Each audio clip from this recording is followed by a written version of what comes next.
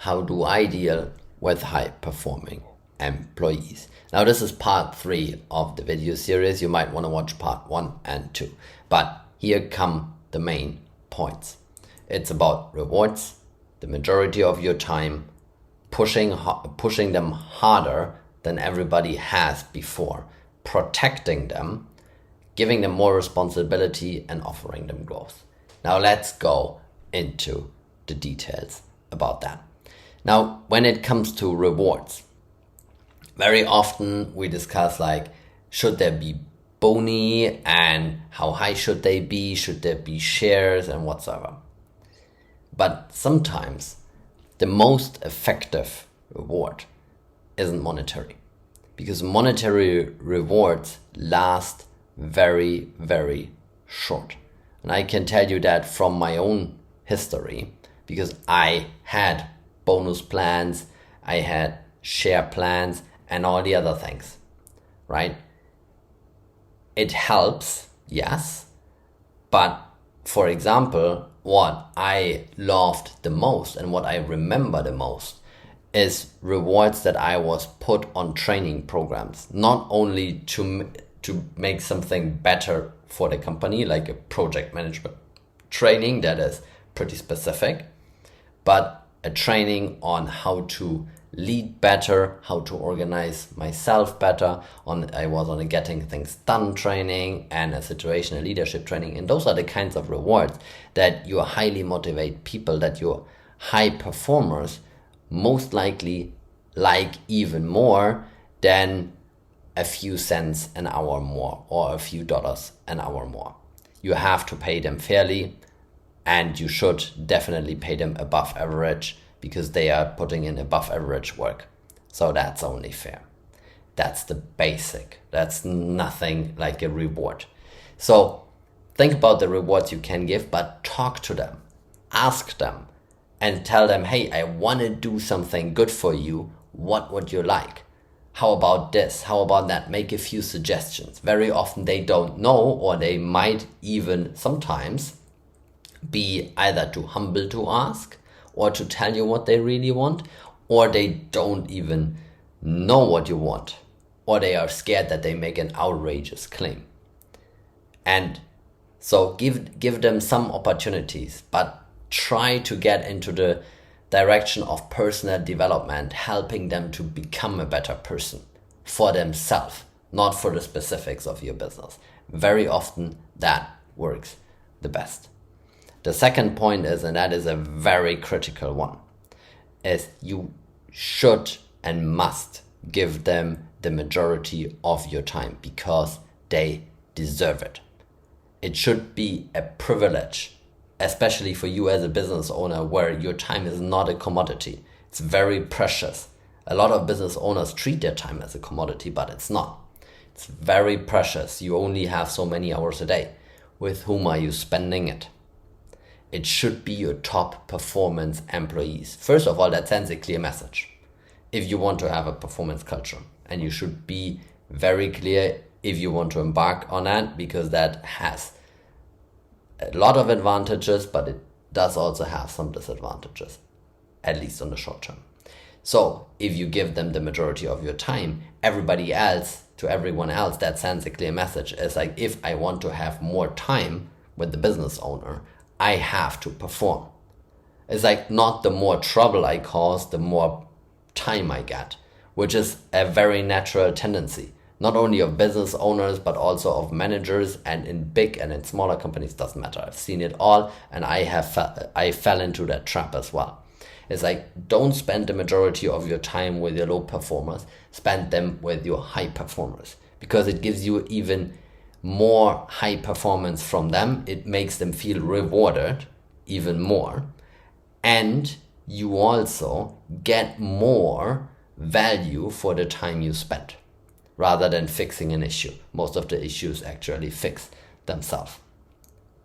The third thing for me personally is, you should push them harder, because very often there are limiting beliefs, and we all have them as humans.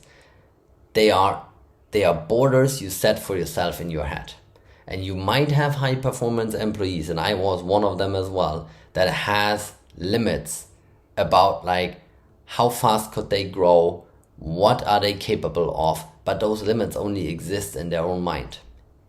A lot of the time, and this is what helped me in my career as well, is when I had managers or vice presidents that recognized me and saw the potential that I'm having before I was able to see it. And if you can see that in a person, you have to pull and push. You have to explain it to them. Don't do it unexplained, but tell them as like, I believe you can do X, Y, Z, and this is why I'm pushing so. And then you push and you push and you push harder. Because if you have somebody that really wants to perform, you have to help them to break through that barrier. And sometimes that can be a little bit of a nasty process. And it's not a straight line. It has setbacks and there might be tears involved and desperation and whatsoever. But if you truly believe that you have a high-performing employee, you should be in a very close engagement with them and make sure you're telling them why you are pushing and pulling and putting them into those positions. And that is very critical, and you definitely should watch video number 1 and 2 on that, because you have to protect your high performers against your team, also against yourself sometimes, but that is a little bit more difficult, but you have to protect them against attacks. And they will happen, make no mistake. They happen unconsciously, they happen consciously. You might see them, you might not see them, you might hear them as a rumor. However, as like they might just be in the communication or non-communication, in non-verbal communication, especially if you can read that, that's a big advantage. But you have to make sure that your high performance employees always know that they can count on you. They know you will protect them no matter what. Because the moment they don't have that feeling, they will either withdraw and say, hey, then that's nothing for me. I just gonna do my job and that's fine. I'm not gonna do more than employee A and more than employee C. Though I don't care. It's not worth it. Or worst, they will quit. Just simply because they say, hey, if they don't want to have high performing employees and they don't deal with low performers, which is very important for high performers, that you know about the low performers, that you address them and that you deal with them. So make sure you are protecting your high performance. And sometimes that can be very difficult because you will have difficult conversations because they will demand it. And you will also have difficult conversations with other people. And last but not least, you should find ways to give them more responsibility and to offer a growth path. That can be in your company, that can be maybe sometimes even outside of your company. Maybe somebody needs to grow outside of your company to return later in a management position, because you can't offer that intermediate or you can't offer something in that. But definitely also linked to the rewards should offer that personal growth, should offer that possibility. Because somebody that puts in all the work, somebody that makes sure that your company succeeds, they want to grow. So if they want to grow, you have to offer the growth as well. And that is sometimes a bit tricky and it's a bit risky. And I've seen all the discussions in a big company as well as in small companies when it's like, yeah, but what about if we spend how much money on that training, X, Y, Z, and then that employee leaves. First of all, there are contractual things you can put in place that you are willing to pay for that, but the employee can't leave for X years or has to pay back a certain percentage, blah, blah, blah. I mean, all of that, ask your HR department or ask your HR advisors. They can tell you all about that. But very often they don't want to leave. Why would they?